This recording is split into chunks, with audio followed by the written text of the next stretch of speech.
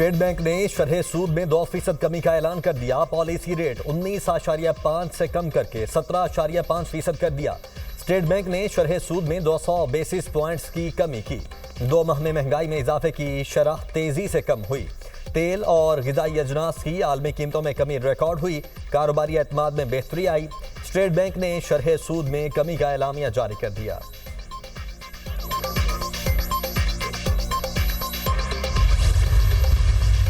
Policy rate जो है उसमें 2% की स्टेट बैंक ने कमी की है, जिससे कि यकीनन कारोबार को और ज़राअत को, हमारी मईशत को फ़ायदा पहुँचेगा।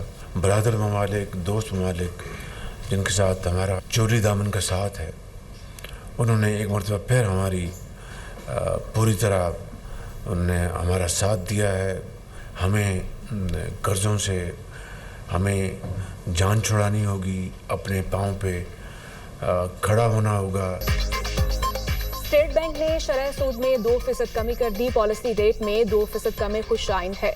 शरह सूद कम होने से कारोबार और मईशत को फायदा पहुंचेगा। मईशत में बेहतरी आ रही है। IMF के साथ गुफ्तगू अच्छे तरीके से आगे बढ़ रही है। अल्लाह करे ये IMF का प्रोग्राम हो जाए। IMF प्रोग्राम के बाद ग्रोथ के इक़दाम उठाएंगे। IMF के हवाले से दोस्त ममालिक ने एक मरतबा फिर भाइयों वाला साथ दिया है। अपने पांव पर खड़े होकर कर्जों से जान छुड़ानी होगी। IMF प्रोग्राम के लिए वजीर खजाना, काबीना अरकान और मुतल्लिका हुकाम की काविशें काबिल सताश है। बिजली के शोबे और FPR में इस्लाहात पर काम कर रहे हैं। शहबाज शरीफ की काबीना इजलास में गुफ्तगू, कहा इसराइली बर्बरियत की भरपूर मज़म्मत करते हैं। गजा में कत्लेआम पर आलमी ज़मीर को जागना चाहिए।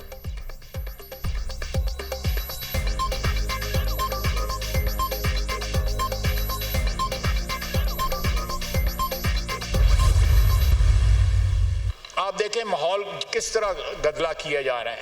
आज CM KP का बयान आया है कि हम खुद जो है अफगानिस्तान से मुज़ाकरात करेंगे। ये फेडरेशन के ऊपर डायरेक्ट हमला है। कोई सूबा जो है वो किसी मुल्क के साथ डायरेक्ट मुज़ाकरात नहीं कर सकता। ये कॉन्टिन्यूशन है उसी खिताब की जो उन्होंने आज से 4 दिन पहले जो है जलसे में किया था।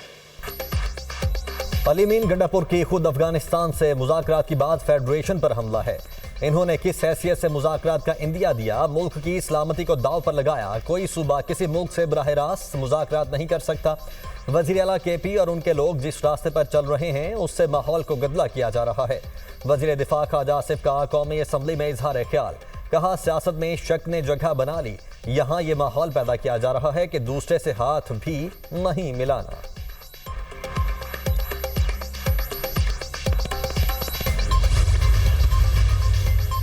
अफगानिस्तान के साथ तिजारत को लीगल करना चाहते हैं। तिजारत बंद कर देना मसले का हल नहीं।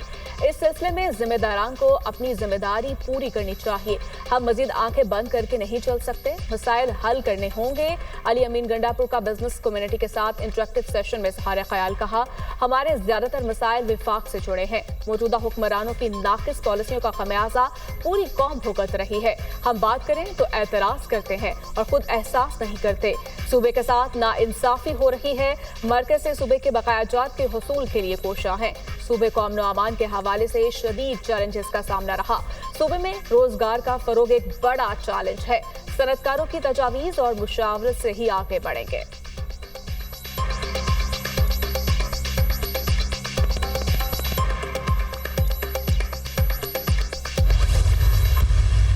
CM KPK ने कहा है कि वो खुद अफगानिस्तान से बात करेंगे। पाकिस्तान को के वफाक पर एक और हमला है कि ये कहकर कि मैं खुद अपनी खारजा पॉलिसी बनाऊंगा, मैं अपनी मर्जी से बात करूंगा। सूबे की ये बात कि वो डायरेक्टली बात करेगा, ये बगावत है। ये 18वीं तरमीम और वफाक के वजूद से इनकार है। वफाक को किसी ना किसी तरह कमजोर करना है। ये बात IMF को खत लिखने से भी ज्यादा खतरनाक है। अली अमीन गंडापुर ने कहा खुद अफगानिस्तान से बात करेंगे। वजीर आला खैबर पख्तूनख्वा कह रहे हैं वो दहशतगर्दों से बात करेंगे। ये दहशतगर्दी करने वालों के सामने अच्छा बनना चाहते हैं। ये दहशतगर्दों से कहते हैं हम बातचीत करेंगे। ये बात IMF को खत लिखने से भी ज्यादा खतरनाक है। ये विफाक पर एक और हमला है। इसको बर्दाश्त नहीं किया जाएगा। विफाक के वजूद को तस्लीम न करना खुली बगावत है। क्या हर सूबा अपनी मर्जी से खारिजा पॉलिसी चलाएगा? वजीर आला अली अमीन गंडापुर का मकसद विफाक को कमजोर करना है। लीगी रहनुमा तलाल चौधरी की मीडिया से गुफ्तगू, कहा नेशनल एक्शन प्लान में खैबर पख्तूनख्वा ने कोई खातिर खाह कारकर्दगी नहीं दिखाई। 2013 से 18 के दरमियान इन्होंने दहशतगर्दों से खुफिया मुआहिदा किया, इसी वजह से इन पर दहशतगर्दों के हमले बंद हुए।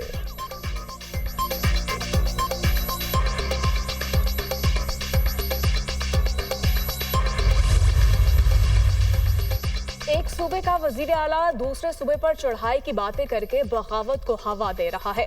पहली नाकाम बगावत के समराद अभी तक मुल्क और उनकी जमात भुगत रही है। वज़ीर इत्तलात पंजाब असमा बुखारी की तनकीद, कहा सियासी मैदान और कारकर्दगी में मरीम नवाज का मुकाबला करने की बजाय जातियात पर हमले करके हीरो बनते शर्म आनी चाहिए। मरीम नवाज मुखालिफिन की बजाय सूबे के 11 करोड़ आवाम की खिदमत कर रही हैं।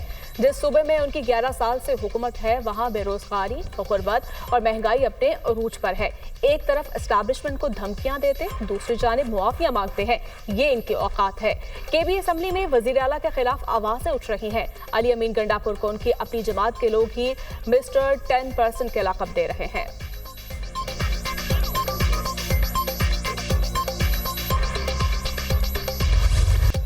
बानी पीटीआई ने अली अमीन गंडापुर की सहाफ़ियों से मुतल्लिक गुफ्तगू को नामुनासिब करार दे दिया। कहा सहाफ़ियों के खिलाफ जो जुबान अली अमीन गंडापुर ने इस्तेमाल की वो नहीं करनी चाहिए थी। लगता है वो जोश खिताबत में कुछ ज्यादा ही बोल गए।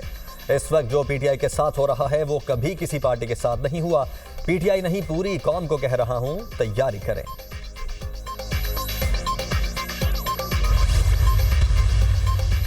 £190 बिलियन रेफरेंस बानी पीटीआई की बरीत की दरखास्त मुस्तरद। अदालत का वुकला सफाई को कल नैब तफ्तीशी ऑफिसर पर जुरा करने का हुक्म।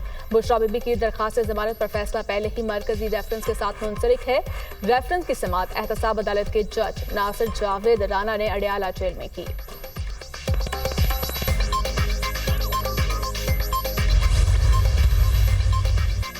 तोशा खाना केस FIA को मुंतकली का मामला। FIA ने तहकीकात के लिए 3 रुकनी JIT तश्कील दे दी। FIA तहकीकाती कमेटी ने तहकीकात के लिए बानी पीटीआई को 16 सितंबर को तलब कर लिया। ज़राए के मुताबिक JIT ने नैब से केस का तमाम रिकॉर्ड भी हासिल कर लिया। बानी पीटीआई को अगर पेश ना किया गया तो JIT अडियाला जेल जाएगी।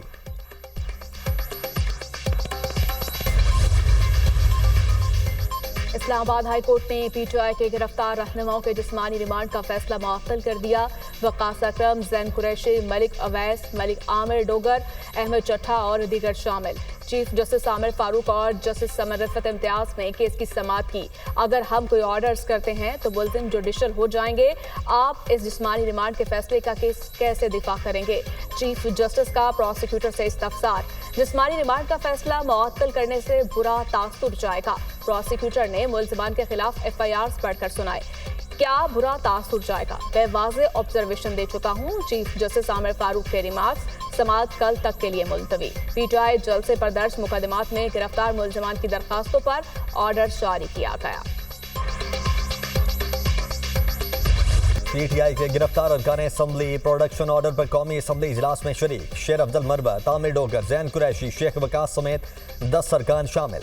Opposition leader Umar Ayub, chairman barrister Gohar Ali और साहिबजादा हामिद रजा की गिरफ्तार अराकीन से मुलाकात, हाल दरियाफ्त किया। गिरफ्तार अराकीन की दौरान हिरासत पुलिस के नारवा सलूक की शिकायत। विफाकी वजीर दाखिला मोहसिन नकवी और वजीर कानून आजम नज़ीर तारड़ की स्पीकर चैम्बर आमद। सरदार या सादिक से मुलाकात। Opposition leader Umar Ayub, barrister Gohar और साहिबजादा हामिद रजा की भी शिरकत। पीटीआई अराकीन की गिरफ्तारी पर बातचीत। पार्लिमानी तारीख में इस रात को स्याह रात के तौर पर याद रखा जाएगा। हमारे मेंबरान को दहशतगर्दों की तरह घसीट कर ले जाया गया। अपोजिशन रहनुमाओं का शिकवा।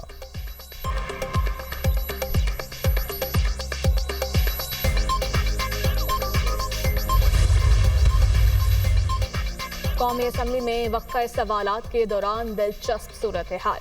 वज़ीर तवानाई अवैस लगारी मास्क लगाकर ऐवान में पहुंचे। कहा कोरोना के इलामात है। हुकूमती अरकान ने अवैस लगारी को अपोजिशन लीडर उमर अयूब को जब्ती डालकर ऐवान से जाने का मशवरा दिया। अवैस लगारी का ऐवान से जाने लगे तो उमर अयूब की तरफ हाथ बढ़ाया। उमर अयूब ने बाहें फैलाने पर ऐवान में कहके गूंज उठे। I think I have seriously COVID symptoms. मैंने पार्लियामेंट के एहतराम में आया हूँ सर। तो अभी आप ऑपोजिशन से हाथ मिला के फिर जाएंगे बाहर। सर डिमांड आ रही है मैं लीडर ऑफ द ऑपोजिशन को जफ्फी मारूं सर।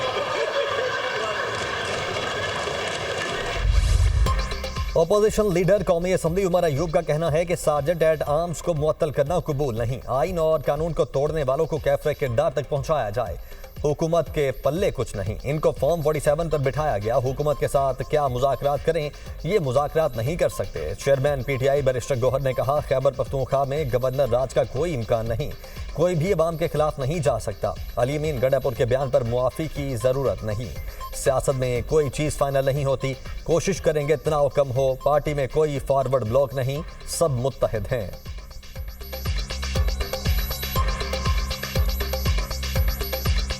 कोशिश कर रहे हैं कि हालात बेहतरी की तरफ जाए, तनाव कम हो, तो ये सख्तियाँ कम हो। देखो गवर्नर राज का सोचो भी नहीं, ये पॉसिबल ही नहीं है, आवाम के खिलाफ अब नहीं जा सकते। देखिए सियासत में कोई चीज़ फाइनल नहीं हो। देखो उसकी बयान पे माफ़ी की ज़रूरत नहीं है। आज इलेक्शन कमीशन ने बल्दियात इंतखाबात को मौखर किया।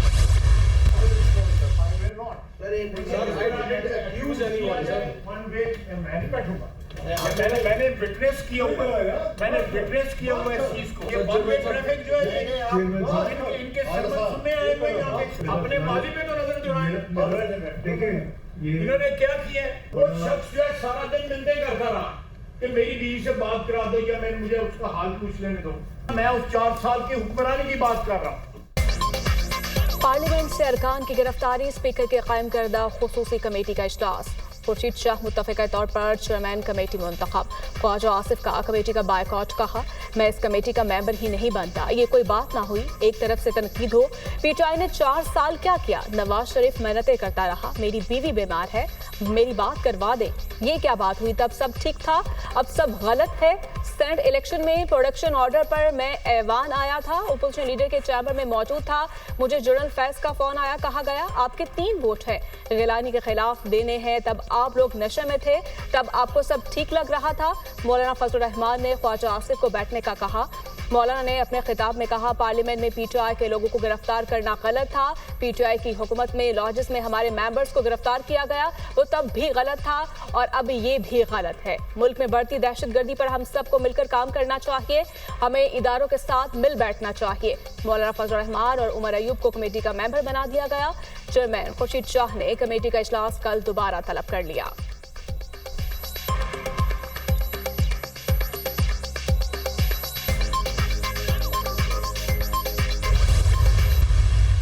हमारी हुकूमत ने हमला करके आपके लोगों को गिरफ्तार किया, वो भागते फिर रहे थे, छुपते फिर रहे थे, उनको पकड़ पकड़ के गर्दन से पकड़ पकड़ के बाहर निकाला।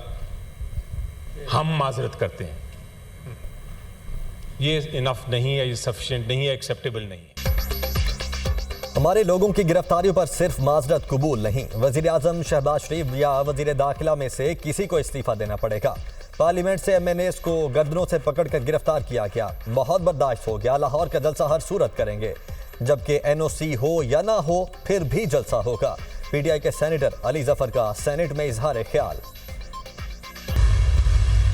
कल का एहतजाज हम मौखर करते हैं, इसको हम मज़ीद वक्त देते हैं हुकूमत को, लेकिन ज़्यादा वक्त नहीं। कड़क में एक जलसा होगा अगले हफ्ते और उसके बाद 21 तारीख को लाहौर में जलसा होना है और ये जलसा हर सूरत होना है। अगर रियासत इस सतह पे आ गई है कि अब वो एक आईनी तरमीम के लिए दबाव डालने के लिए लोगों की बेटियों और बीवियों को अगवा करती है, तो फिर अब हमारे पास इसके सिवा कोई रास्ता नहीं है कि हम सड़कों पर आएँ। PTI ने कल का एहतजाज मौखर कर दिया। PTI के सेक्रेटरी जनरल सलमान अकरम राजा का कहना है, लाहौर में हर सूरत जलसा होगा। रियासत एक आईनी तरमीम के लिए दबाव डालने के लिए लोगों को अगवा कर रही है। मुल्क का मुस्तकबिल अब अवाम के हाथ में है। हर शहरी का फर्ज है वो बाहर निकल कर आवाज़ बुलंद करे। जिस मुल्क में कानून ना हो वहाँ मुआशी तरक्की और सरमायाकारी नहीं हो सकती।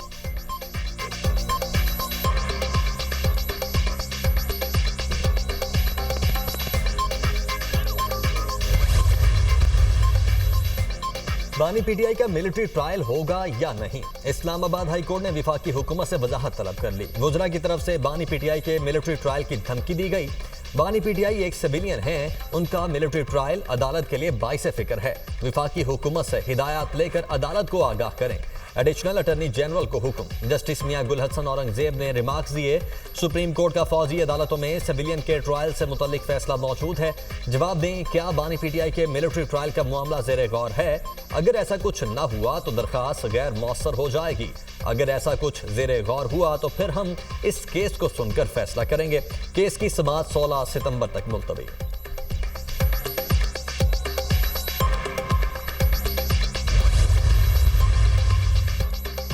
NA-171 रहीम यार खान में ज़िम्नी इंतखाब वोटों की गिनती जारी। 62 पोलिंग स्टेशन का गैर सरकारी और गैर हतमी नताइज के मुताबिक पीपल्स पार्टी के मखदूम ताहिर रशीदुद्दीन 30,757 वोट लेकर आगे। तहरीक इंसाफ के हसन मुस्तफ़ा 9,315 वोट के साथ दूसरे नंबर पर। ज़िम्नी इलेक्शन के दौरान टर्नआउट 65 से 70% रहा। कई पोलिंग स्टेशन पर बदनज़मी के वाक़यात भी हुए। कस्बा ज़ाहिर पीर में RO ऑफिस कायम, पुलिस की भारी नफरी तैनात। नशस्त पीटीआई के मुमताज मुस्तफ़ा के इंतकाल के बायस खाली हुई थी।